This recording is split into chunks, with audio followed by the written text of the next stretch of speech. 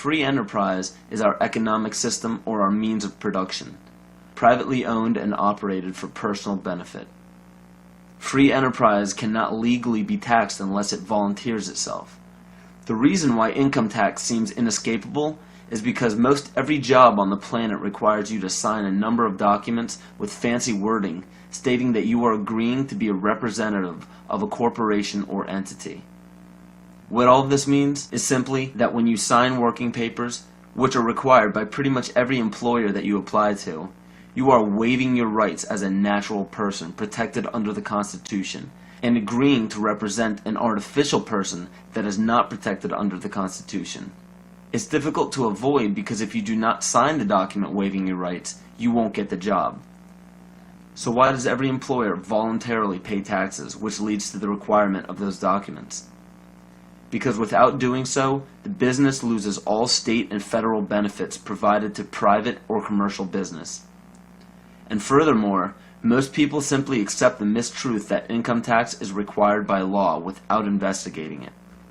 When your name is presented on a document with the first letter of your first and last name capitalized, it represents capitis diminutia minima, which occurs when a man's family relations alone were changed. It's a minimal loss of rights. When your last name appears in capital letters, it represents capitis diminutia media, which occurs when a man loses his rights of citizenship but not his rights to liberty. This means you can be fined and penalized but not enslaved or imprisoned. But when your entire name is capitalized on any document, it represents capitis diminutia maxima, which states that a man's condition changes from freedom to bondage.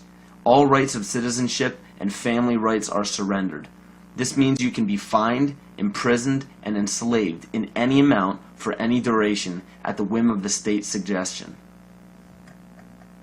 But it is important to note that if you do not legally bind yourself to these documents stating that you waive your rights and represent a corporation, you do not have to attend any court. There are two kinds of law on the earth, as I've said. One is called civil law, which is the law of the land, and one is called maritime admiralty, which is called the law of water. Maritime admiralty is banking law. So consequently, the corporation and government and people who want to control you, they create a second you, and that second you that they control, that they created, is all capital letters. Check it out. Anytime you get a bill, get a lawsuit, you get a fine, a ticket, somebody sends you a bill from the Department of Water and Power, check it out on your driver's license, on your Social Security card, on your insurance cards. Anything having to do with business, your name will always be in all capital letters, because only all capital letters can be dealt with by banks and government. You need to wake up and find out how this stuff really works. Because once you understand that you don't need to submit yourself as an American to a British commercial venture called courts. You're an American. You don't need to go to court.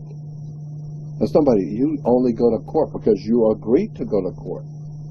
When they send you a subpoena to court or summons to court, and they've sent you something, you look at it and say, hey, Jack, that's not me. That's in all capital letters. All capital letters is a corporation. Those who are charged under these maritime admiralty courts usually don't understand that they are voluntarily being fined and imprisoned. When a judge calls your name and asks if you are that name, those who say yes are verbally agreeing to represent the artificial person that the name represents. In doing so, you are voluntarily waiving your rights under the Constitution. Your absolute rights as natural persons are the right to life, security, and property. And all of these are very important. Remember that you can never be deprived of these simple rights unless you are willingly waiving them. But you need to understand your rights if you want to be protected under them.